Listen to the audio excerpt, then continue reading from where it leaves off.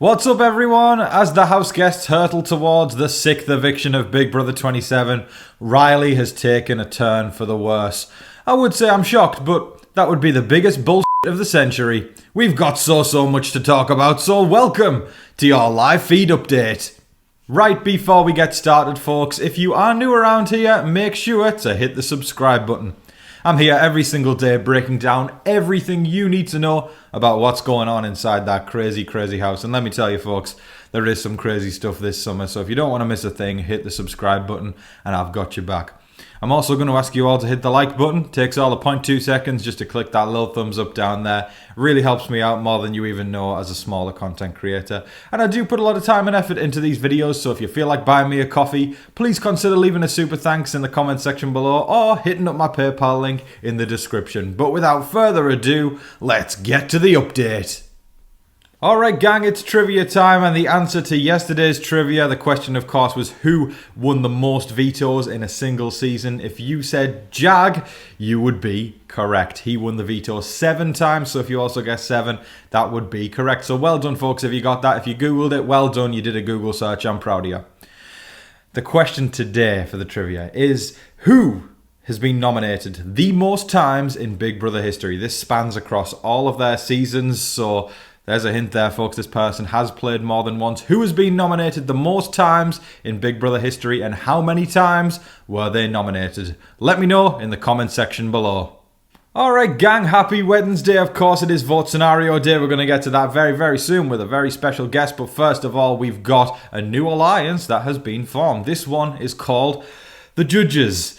I immediately am shaking my head at the people in this alliance because, again, it's just another one of those sloppy alliances this season where it did not need to be made, and it's just a saving face alliance. You know, these people aren't going to work together. It's just like, hey, let's make an alliance. Sure thing. Okay, yeah, echo chamber tendencies. Let's keep going. It's not going to go anywhere. Let me tell you the people who are in this alliance and you'll understand why. Ashley, Morgan, Rachel, Vince and Will, they are literally, oh my, you could literally split the house right down the middle there in that alliance. That is insane. The Judges are not going to work together. The only thing that I am judging is that alliance. That is absolutely insane work. So if you want to get excited about the Judges, be my guest. But the only Judges that I remember are Simon Cowell and Cheryl Cole and Louis Walsh and Sharon Osbourne on the X Factor. Man, those were the good old days. But this judge, I don't know. I'm not on board with this one. It's definitely going to crack before it even takes off the ground. And yeah, I'm judging hard. Now, Mickey and Morgan have promised each other that if they win the Blockbuster, they will promise each other their votes. The problem with Mickey and Morgan, though, is I can't trust them as far as I can throw them. I'm not even fully convinced that they would do that, because yes, they are mean girls, yes, they stick together, they are their little coven in the head of household room when Mickey's got the power and decides to vote out one of her own allies. Masterful gameplay, I must add. But I don't know, I'm not fully convinced that those two would actually give each other their votes. Yeah, I am not surprised at all that they've promised each other that, but whether they'll stick to it or not is a whole other different story. I see Morgan gaming hard this week, and I want to talk about that because my biggest concern was that when Morgan and Mickey hit the block together, that Morgan would just, because, you know, she's been putting all of her energy into Zach all these weeks, and then, you know, she goes and grabs a toothbrush out the trash, you know, puts his bracelet in her bra for a competition, you know, normal stuff, you know, healthy person stuff. And, you know, my biggest concern was that she would continue down that path. But I have the slightest inkling that she's locked in a tiny bit. Again, there was that concern of, will she just roll over for Mickey and just do everything Mickey wants? But I don't know. I feel like she's actively trying to campaign. And one of my biggest gripes when I'm watching Big Brother is when people go, I'm not going to campaign against this person. I'm going to be civil. Why? You've known this person for less than 2 months. What about your family back home that needs $750,000? It's insanity. Stop now. I can never endorse that kind of gameplay. If you are saying you're not willing to campaign against somebody, then you can go out the door. Don't let it hit you on the way out. But Morgan is actively trying to campaign, and I've got to commend her for that. So while she is weird for going digging for toothbrushes in the trash, she's actively trying to campaign. And that's got to count for something. But I'm still not forgetting the toothbrush. Now, over the last few weeks, we have definitely seen a lot of Rylie discourse about how he has treated Katherine, and everything he's done and said in that house has raised more than a few alarm bells and red flags. And I think a question a lot of people have been asking themselves is, why are the house guests immune to that? Why do they think he's wonderful? Why do they fall under the spell? And it's probably for the same reason Kat has, if I'm being totally honest. These people tend to be very charming, and they can talk the back legs off a donkey. I don't know if that's a US phrase, but it's definitely one that's said in the UK. And they can make you feel safe. They can make you feel listened to, until all of a sudden that switch goes off that one time and you go, oh, hang on, this doesn't seem quite right. And I am here right now reporting to you guys that I feel like the switch is starting to go off in some of these house guests. I'm going to read out a little bit of very telling dialogue when it comes to how these people feel about Rylie, what they think, and actively giving some commentary on the fact that they have been kind of, I guess, under a spell. Those words weren't used, but that's kind of what it's implying. I do feel like momentum is starting to swing against Rylie. It came at a very fortunate time for Kat, because he has started to really ramp up on the creepiness and the stalkerishness, and it's very uncomfortable to watch. But here's a conversation that a few house guests had in the bathroom late last night. So Morgan says, everyone loves Rylie. And then Vince came in with one of the most impeccable reads I have seen this season so far. He turns around and says, they don't even love him, they're all just terrified of him. Ashley turns around and says, I think they are just scared. And Morgan says, that's what I'm saying. Hello, you saw the way he went off on Mickey. And there we go, folks. The cogs are starting to turn against Rylie. It's something that all of us viewers, or a good chunk of us viewers, have been saying for a long time now. It's clear as day for us. We get to watch the feeds. We get to see these conversations. So we get all the context, or we get way more context than, if you're just in the living room, or you're in the bedroom, or you're in the bathroom. You get the context of one room there. We get to switch cameras on the feeds and get to see what's going on when they don't turn it off, and then we get to see those dogs. But Rylie's a dog. He's a dog, man. He's ruthless. He's not very nice in the way he treats Katherine, and I think people are starting to see that. People don't actually like him. They are just fearful of him. And I think that's a tale as old as time, folks. When you are fearful of something, you get in line. That's something that is, the history book on the shelf is always repeating itself. And that's exactly the case with Rylie. A lot of people are fearful of him in that house, and that's why they're not speaking out against him. But like I said there, folks, cogs are starting to turn. People are starting to talk. And this could be the end of Rylie's reign in the Big Brother house. But yeah, very important conversation there. Definitely worth speaking about today, that I had to do a segment on it. Now, we were just talking there about the momentum swing into Rylie's direction, and Vince, of course, on it like a car bonnet. He was pulling Lauren aside and saying, I think there's a group of people who are starting to feel like Rylie might be the one who needs to go.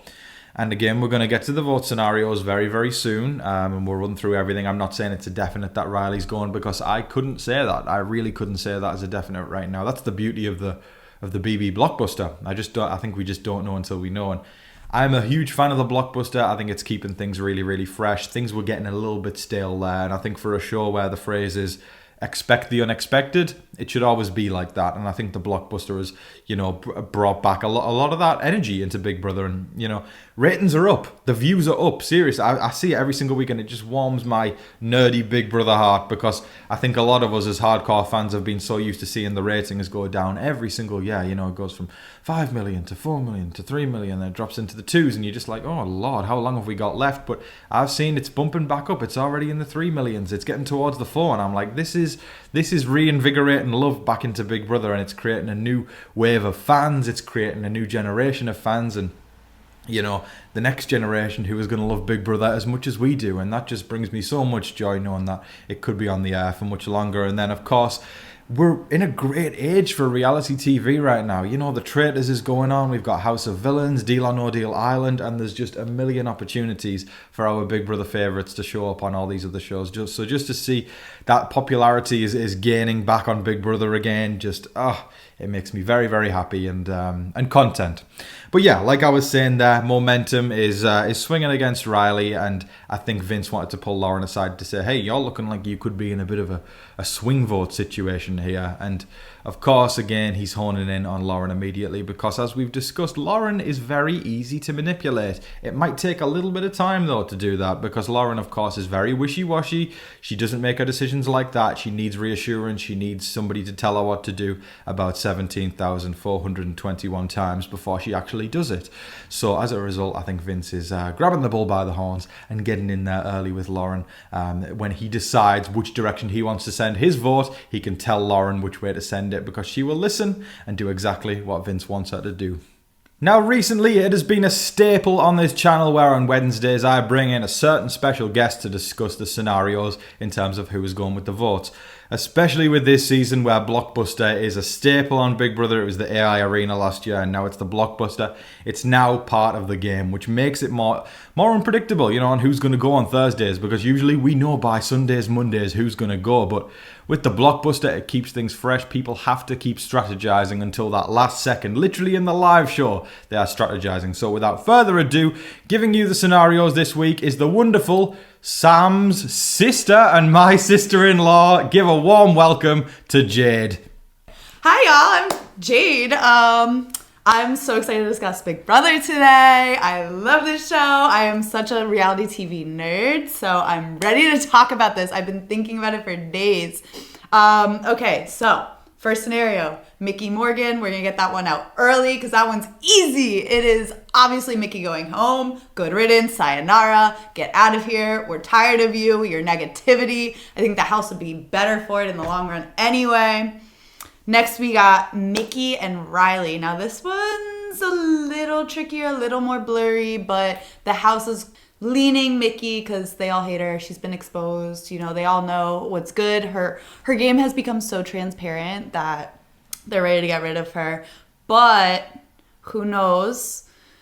Because, you never know. It's Waffle Wednesday. Who knows what's going to happen? They change their minds all the time in this house. They have no real strategy. They like to work against themselves. So I wouldn't be surprised if they ended up voting Rylie. Next is the last scenario and the most questionable one, which I kind of hope happens because I want the drama. Rylie versus Morgan. Now, that one's going to be tough. I think it's really going to depend on Vince at the end of the day, but he has no spine. So it's going to be who talks to him last. But at the same time, he also needs to convince Lauren. Lauren's even worse. She is the biggest flip-flopper, scaredy cat player we've seen in a long time. And really, and I said this for the veto too, it's going to be whoever talks to her last.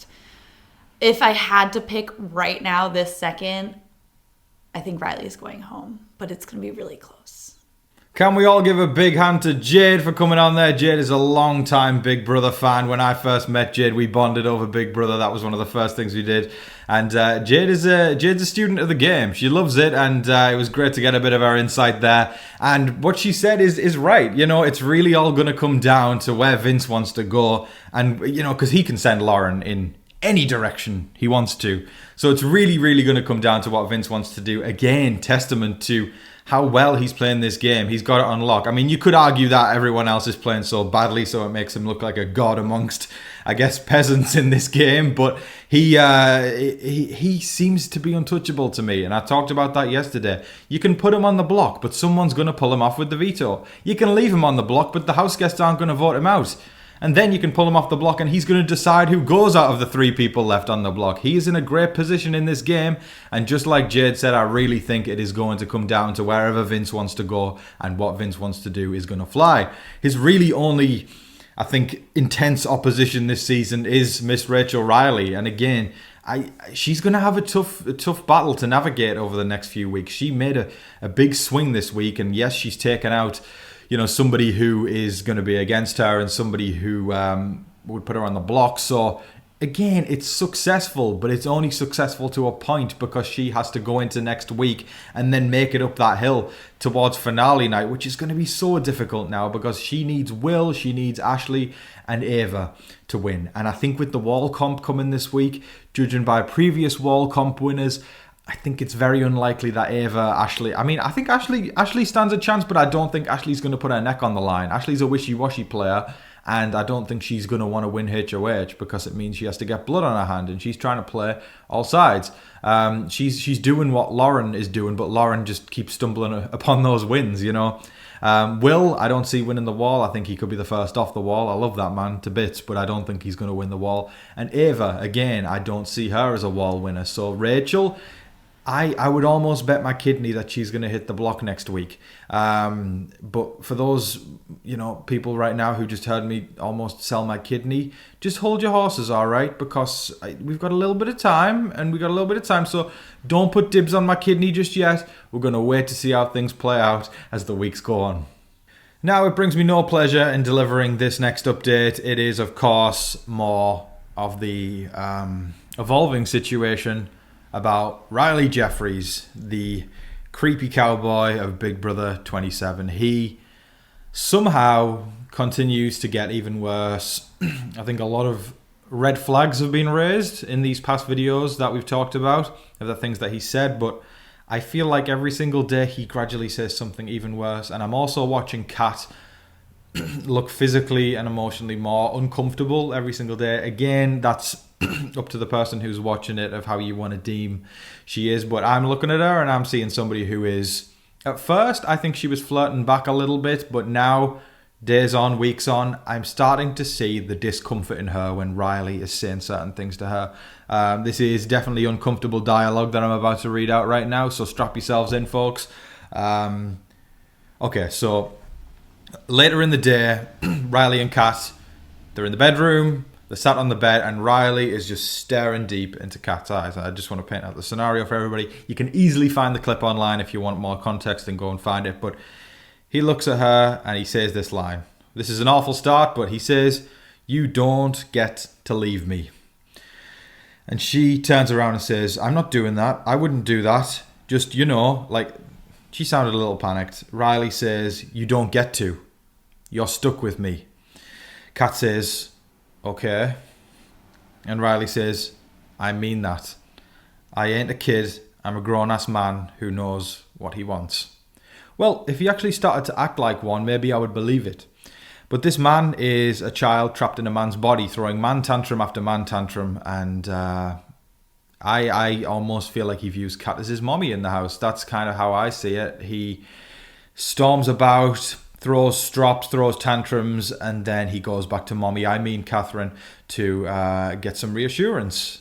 A lot of reassurance. A ton of reassurance. A boatload. Literally, you can hear the trucks backing into the CBS parking lot, dumping reassurance on the back porch for Rylie. He is so full of himself, he is so insecure, he has zero confidence, and he is just a shell of a man who is trying to get by controlling and manipulating Kat into getting what he wants. It's creepy. You don't say stuff like that whether you love somebody or not.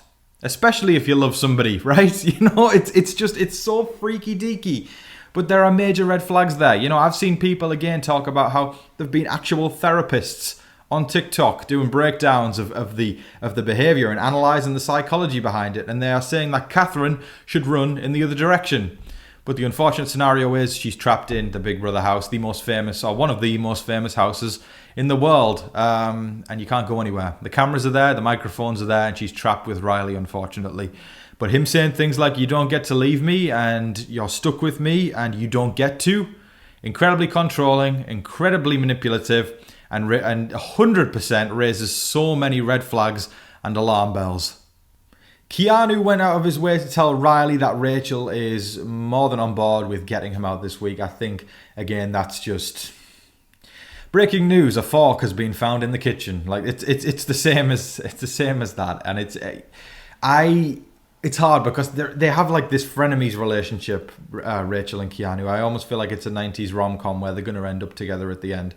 But there's a tumultuous relationship the whole way throughout. But yeah, it's one of those situations where people have split off into factions in this house, almost into trios, into duos, and I think the low-hanging fruit has been Rachel and Keanu. So as a result, fate has thrown them together, but Keanu, I just think, he's not fully there. He's very delusional in this game. I love him. I think he's got a great heart. I really do. I like him on a personal level a lot more than I did in the early season, earlier in the season. I think he was judged a little bit too quickly by some of the house guests, and as a result, it kind of had a knock-on effect on the viewers. But, you know, people's opinions change as the season goes on, and mine has with Keanu.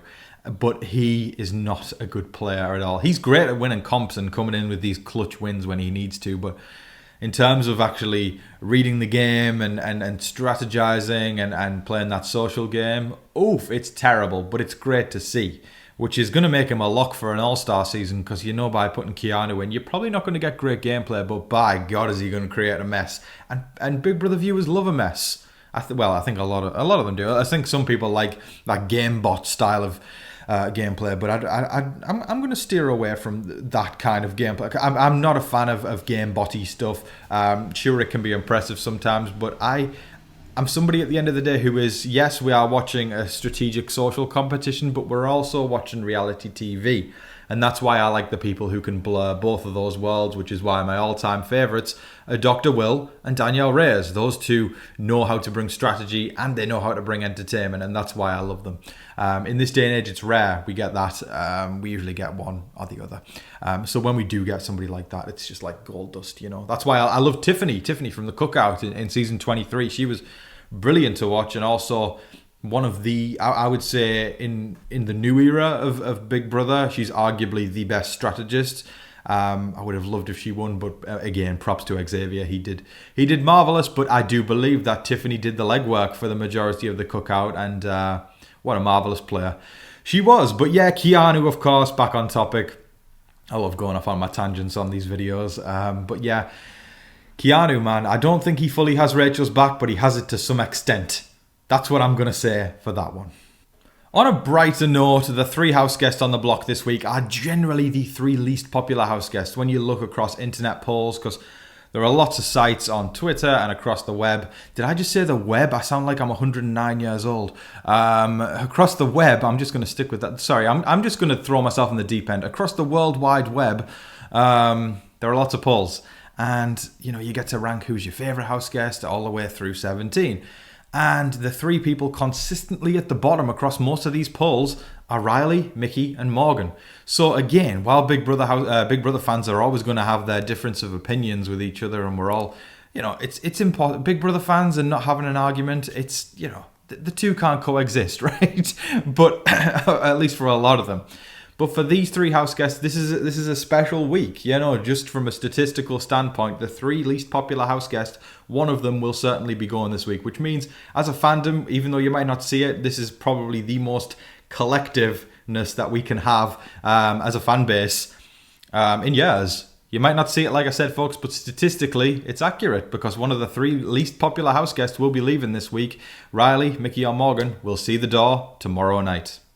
That is all of your live feed updates for today, folks. I thoroughly hope you all enjoyed watching. Again, a little bit of a touchy subject there, but I think it's just making it more clear as day that Rylie is just not to be trusted, and he's not. I don't know. I there's a lot of things I want to say, but I don't want to get demonetized, and they include a lot of things I would say about Rylie's character and what he comes across like, and. To be honest, and I don't say this lightly, he comes across like a dirtbag. That's a friendly, non-demonetizing way to say it. He's a dirtbag, and I hope Katherine is going to be okay, and I hope that she has the support. Well, she does. You know, her stepmom's already said online that when she comes home, she's going to have the support that she needs to get by, if necessary. And also, Kat's family have reached out to production. They have said something to them and tried to contact them about it. So Kat's family are taking it just as serious as a lot of the viewers are, probably more seriously. Again, I raised that scenario that I said, earlier this week, saying I couldn't even imagine the idea of, if it was my daughter in there or just any family member for that matter. I'm saying daughter in the scenario, obviously Kat is, someone's daughter out there. It's awful thinking about it. I'm just getting riled up thinking about it. Like I said earlier in the week, if that was my daughter, I'm already thinking about climbing over that wall. But we're going to end things there, and I'm going to go on to the super thanks before we close things out. I also want to remind everybody that you can send me a postcard using the address on screen right now. I'm hoping to get a postcard from every single state. I'm trying to build a postcard wall. A mail video is coming very, very soon, so get them in for that, folks. If you missed the deadline for that, do not worry. We'll do another mail opening video at the end of the season with the second half of packages and postcards that get sent my way. But yeah, I am a big fan of all the different things in the states. I'm fascinated by how different things are, in Massachusetts compared to Ohio compared to Alaska to Hawaii. Like, there's so many differences, it's almost like each one is its own little country, and I would love to hear from every single state. So folks, if you've been thinking about sending a postcard or a package in, I've seen people saying, Tom, I sent you a little something, a few things from my hometown. Do not hesitate, folks. Use the address on screen right now, and I hope to hear from you very, very soon. But the first super thanks we're going to talk about is from Karen Foraker. Thank you so, so much, Karen. Karen says, thanks for delivering great updates. Enjoy your day. Karen, I appreciate you, my love. I know you've been a long-time supporter on this channel, and I just want to say thank you so much. I hope you have an amazing day. I'm sending you a big hug. Thank you, Karen. Next up, we've got the great David Cushmore. And David Cushmore says, Tom, Jag has won 7 POVs in Big Brother Season 25. Well done, David Cushmore. Got the trivia right. I'm interested to see who's going to get today's question right. I'll remind everybody, if you want to send in a super thanks with your answer, who has been nominated the most times in Big Brother history? Hint, they have played more than one season, so this is a cumulative amount of nominations across all the seasons that they have played in. But well done, David, for getting the trivia correct from yesterday.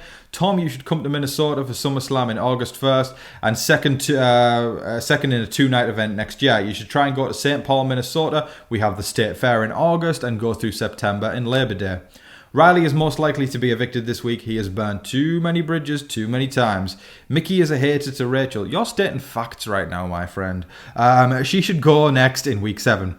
BB Blockbuster will come to the end soon. It should go back to the classic Big Brother when the nominee's back to 2 on the block. Tom, treat yourself to Starbucks coffee and some M&Ms. As long as those M&Ms aren't Mickey and Morgan, I will take your advice. Thank you so much, David Cushmore. Yeah, the BB Blockbuster has been... I've enjoyed it. I'm sticking with that one. I think 2 nominees is classic, but I feel like the game has evolved into a way where we need more unpredictability because of the players in this day and age. I don't know if this is a generational thing, but I think there's definitely more avoidance, as the generations get younger, and that's why when we see older house guests play, they play gung-ho and they stick to their guns, whereas the Laurens of Big Brother are just, and I'm not saying every single person in this generation is like this, because I know myself, if I played the game, I wouldn't be playing like Lauren. I know if Sam played the game, Sam wouldn't be playing like Lauren. I know if Jade played the game, she wouldn't be playing like Lauren. It's one of those situations where casting has just got to get the right people who are going to make moves, and I'm sick of people who are just timid, shy, and don't play for themselves. It's a waste of a spot. Lauren is lovely on a personal level, but as a gamer, honestly, I sometimes forget she's in there, if I'm being totally honest. But thank you so much, David Cushmore. I appreciate you ever so much. Next up, we've got the wonderful Randip, or Randeep, I hope I pronounced that correctly, and Randeep says, I appreciate your updates. I appreciate you so much. I'm sending you a big hug. Have an amazing day. Thank you so much for your support on the channel. Have an amazing one.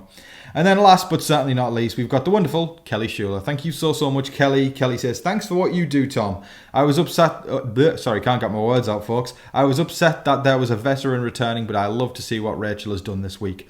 I'm completely fine if production is pulling the strings this week. Rylie has to go. Now, that is a sentiment there, Kelly, that a lot of people, I think, have shared. I've seen in the comment section people saying, I think production wants to send a certain someone out the door before TMZ has time to write a full article. That I've definitely noticed a lot of people believe in that. So you're not alone there, Kelly. I appreciate you ever so much. And yeah, Rachel is a veteran taking a big swing this week. She's probably cooked going forwards, which breaks my heart a little bit. But do you know what? We're all going to remember this when we're watching Big Brother 28, when we're watching 29, 30, 31, hopefully. We'll go, oh, do you remember that? Do you remember that week in 27? I know Rachel ended up going, the week or 2 weeks after. But do you remember when she took a swing and made an old school move in the new school era? We're all going to remember it. So thank you, Rachel Rylie, for that. And thank you, Kelly, for your super thanks. That's all we've got time for today, folks. I thoroughly hope you all enjoyed watching. I hope that you're all staying safe, staying positive, and staying healthy out there. And remember to be kind to one another. But in the meantime, please don't forget to like, share, comment, subscribe, do all of that wonderful stuff. But until your next live feed update, I've been your host, Tom Vasey. Good night.